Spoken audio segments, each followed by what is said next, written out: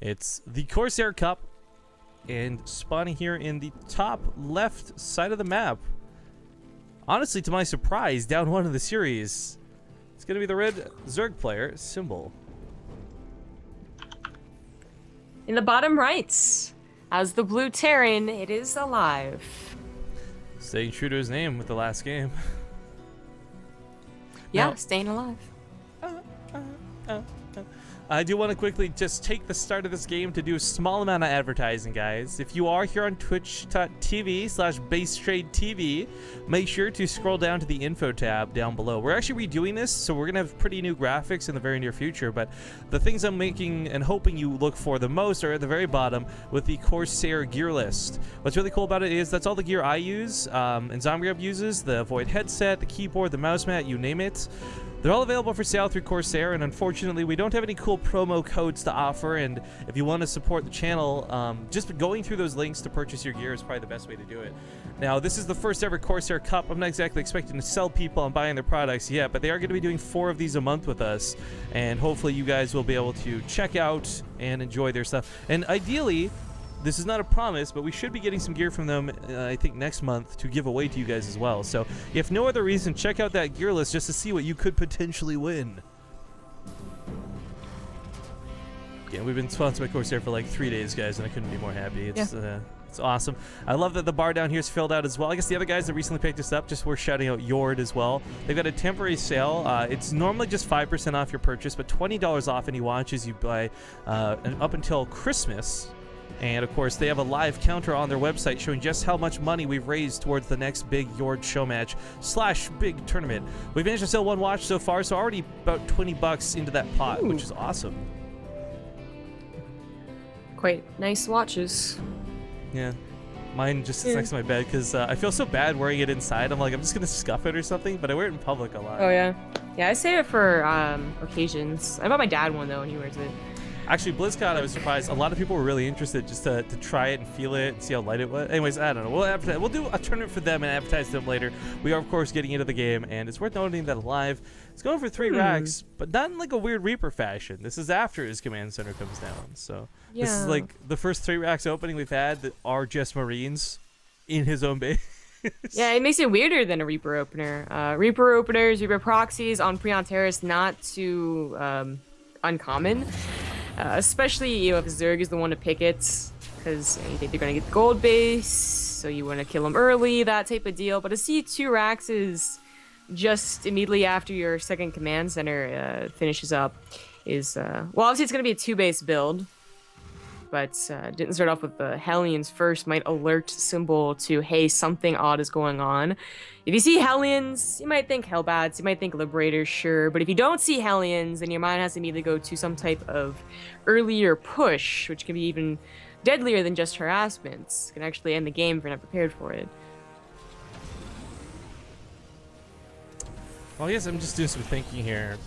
A lot of the production for Terran being forced out this early may just simply be, you know, that fear of golds. If you think there's a lot of Zerglings and Banlings coming your way, 1 barracks isn't going to cut it, 1 factory's not going to cut it, so that might be a big influencing factor. Just, again, Preon Terrace is a very strange map with a lot of gold bases and fairly easy access for Zerg.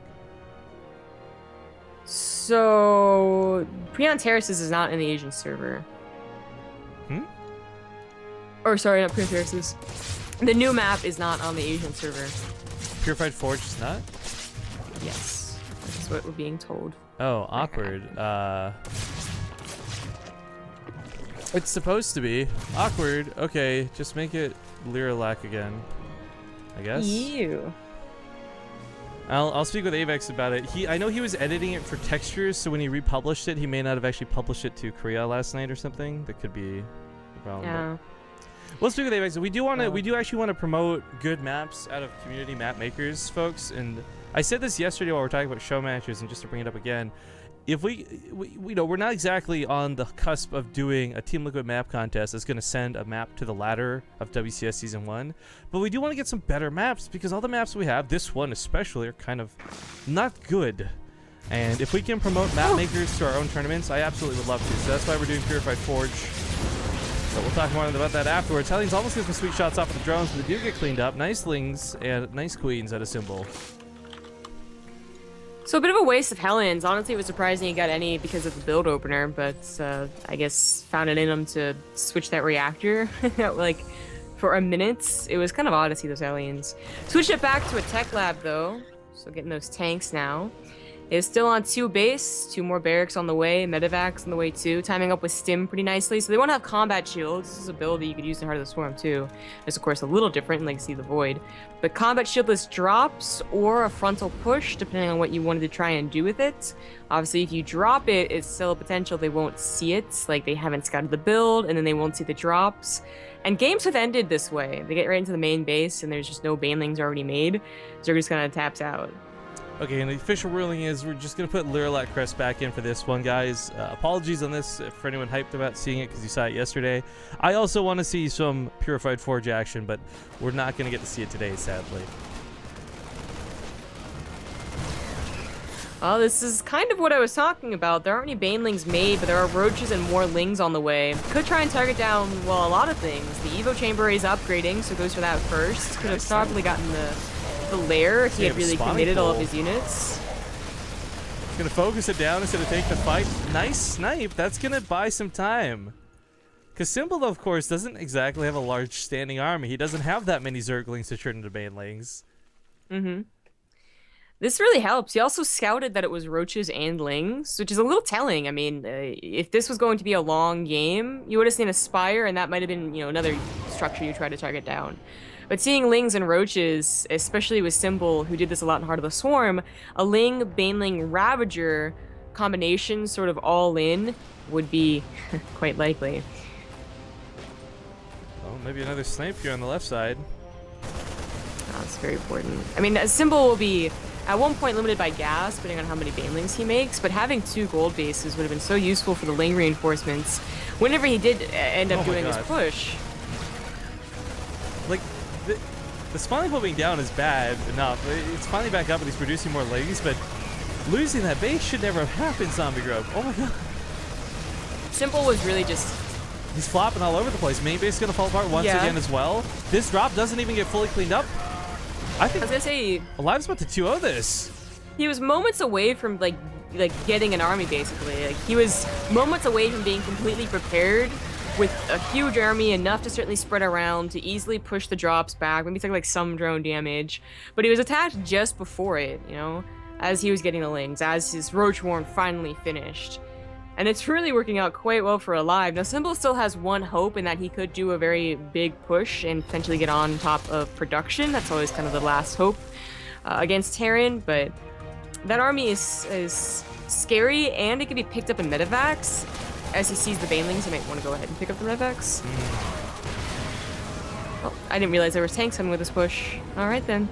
Yeah, but 3 of them, it's not too bad to have. He's already taken huge leads in this game because right now, unfortunately, Zerg play doesn't have that much supply. Now, the banelings can probably wipe this first wave, even if the tanks don't focus fire. And if Corrosive Biles go down on top of this, you know, aLive might be stopped dead in his tracks, but Symbol's going to take the worst fight no matter how this goes.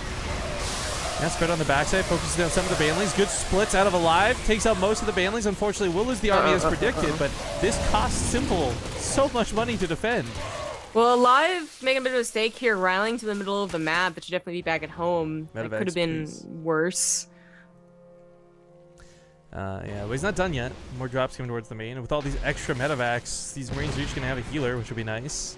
Reconsolidates back at home, can start pushing secondarily with this. There are still those 3 awkward medevacs in the middle of the map. Please. Let's pick up on that tank, by the way. Oh my gosh. Symbol really, like, that attack was nice. It gave him a bit of an army lead, but his army composition depends so much on getting an attack in, like a true attack on the other side of the map, that the longer aLive gets to play around with Symbol and Symbol has to stay back at home, the worse it is for him. Because eventually aLive will start his upgrades, his army is finishing, and he'll start to get that 2-2, that big boost ahead. His production is going to end up being 6 soon, because he did manage to get a 3rd base on location that's now turning into an orbital. Time is certainly on aLive's side, but Symbol still has a potential to do that one big crazy push. Yeah. We got a rather large donation, by the way. So I'm just gonna take one for redis while another gold base goes down. Yikes. Firelicious, $50 to base trade TV says, so I don't have to feel bad about not launching your ads. Oh, thank you. And I want to say thank you, but I'm not sure how I feel about that. Either way, thank you. That is generous. So thank you kindly, sir.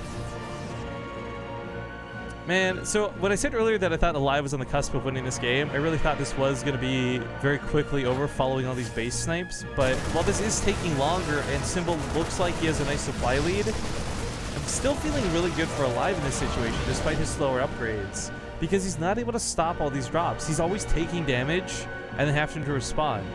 Now, aLive is taking his own gold base now. For Terran players, this is awesome. This means you start spamming Marines, but Symbol's got a small window of opportunity to hit before that production really kicks into overdrive.